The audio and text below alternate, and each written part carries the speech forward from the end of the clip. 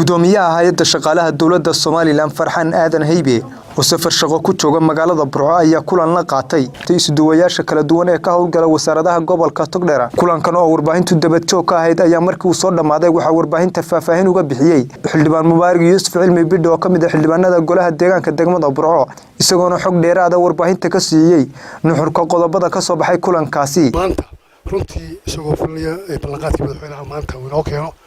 runtii war aad iyo aad u farxad badan weyn inuu bisha sideedaad kowdeeda halkan laga bilaabayo maxadkii qalabkiina uu runtii hayaba oo soo rarayo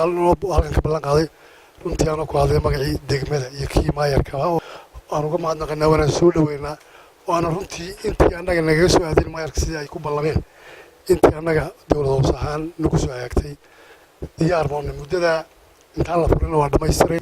sidoo kale barasaabka gobolka Togdheer Xamse Maxamed Cabdi ayaa guul weyn ku tilmaamay maxadka tababarka shaqaalaha dawladda oo laga daahfuri doono magaalada Burco.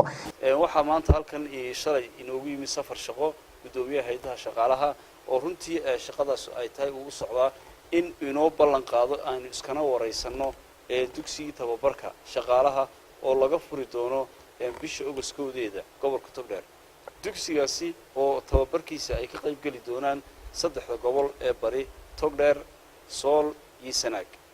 waan soo dhaweynaynaa waa ballanqaadkii madaxweynaha qaranka Jamhuuriyadda Soomaaliland waqtigii inoogu yimi safarka inoogu yimi Burco aynu weydiisanay waxyaabaha aynu ka codsanay. ugu dambeyntiina gudoomiyaha Haayada Shaqaalaha Dawladda Farxaan Aadan Haybe oo kulankaasi soo afmeeray ayaa sheegay in magaalada Burco laga daahfurayo maxadka tababarka shaqaalaha dawladda kaas oo noqon doona maxadka ugu ballaaran ee gobolada bariga Somaliland.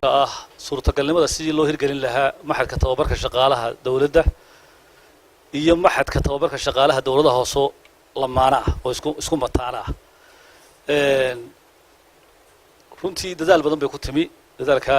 hormadu waxa ka ahaa madaxweynaha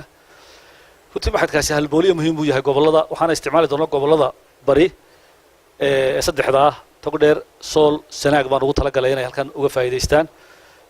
maadaama maxadkii tababarka shaqaalaha dawladaha hoose lagaga dhawaaqay Hargeysa oo ku sidgnay oo ku lamaanay maxadka shaqaalaha dawladda Hargeysa waxa khasaba mid kasta oo furro inaanu labadu isku lamaanaada si shaqaalaha dawladda hoose uga faa'iideystaan way isku adeegun iyo ujeedo baan wada leeyno dalka la horumariyo qarankeennuna taabagalo qaran horumar noqdo intaas safarkaygu daaranaa shalay hawsha waa dhamaynay maanta halkan isuduwayaashaan isugu yeedhnay waxaanu iska wareysanaynay xaaladda shaqaalaha iyo duruufaha ku xeeran wixii tabashiyo cabasho dareenay Haayada Shaqaalaha u soo gudbinayaan maadaama ay shaqaalaha guud Cabdiraxmaan Trike telefishinka Horyaal magaalada Burco.